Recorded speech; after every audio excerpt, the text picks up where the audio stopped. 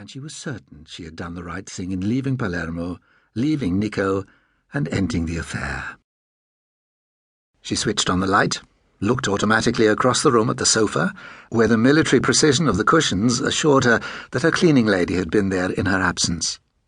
She brought her suitcase inside, closed the door, and let the silence drift into her. Home. Anna Maria moved through the apartment, opening all the windows. On the dining-room table she found a piece of paper with one of Luba's curiously worded notes, and beside it the distinctive buff notice that indicated the attempted delivery of a registered letter. "For you came," the note read. She studied the receipt. It had been left 4 days before. She had no idea who could have sent her a registered letter. The second notice, she knew, would have come 2 days after this one. Its absence meant that Signora Altavilla, who over the years had become the custodian of her post and deliveries, had signed for the letter and had it downstairs. Curiosity overcame her. She went to her study.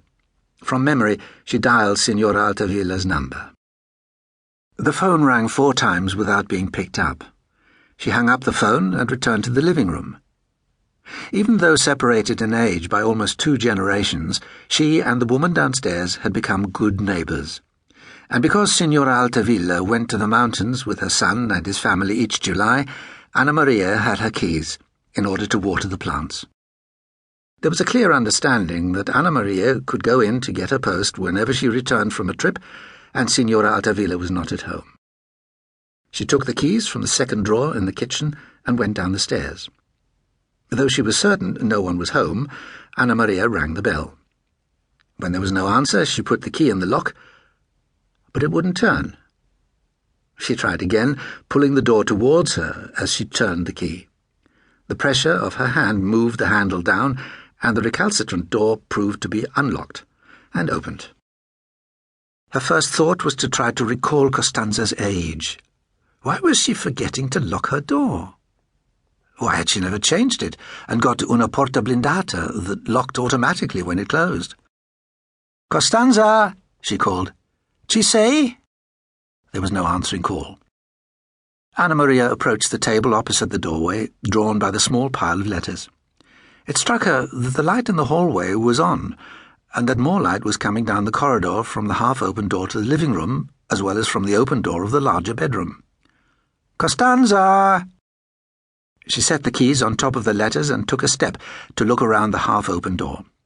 "Costanza," she began, but slapped her mouth closed with one of her hands when she saw another hand on the floor, and then the arm, and the shoulder, and then the back of the head, and the short white hair. Guido Brunetti, Commissario di Polizia of the city of Venice, sat at dinner across from his immediate superior, Vicequestore Giuseppe Patta, and prayed for the end of the world. He would have settled for being abducted by aliens, or perhaps for the violent eruption of bearded terrorists shooting their way into the restaurant. The resulting chaos would have permitted Brunetti, who was, as usual, not wearing his own gun, to wrest one from a passing terrorist and use it to shoot both the Vicequestore and his assistant, Lieutenant Scarpa, who was at this very moment passing his measured, negative judgment on the grappa that had been offered at the end of the meal.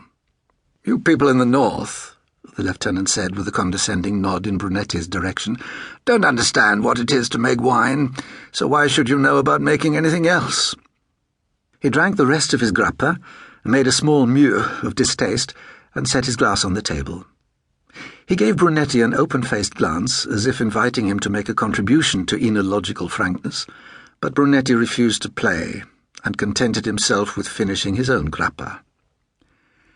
The lieutenant began, "I don't understand why Friuli wines are, But Brunetti's attention was called away from whatever deficiency the lieutenant was about to reveal by the sound of his telefonino. Whenever he was forced into social occasions he couldn't avoid, as with Patta's invitation to dinner to discuss candidates for promotion, Brunetti was careful to carry his telefonino, and was often saved by a generous Paola, calling with an invented urgent reason for him to leave immediately. "Si," he answered, disappointed at having seen it was the central number of the Questura.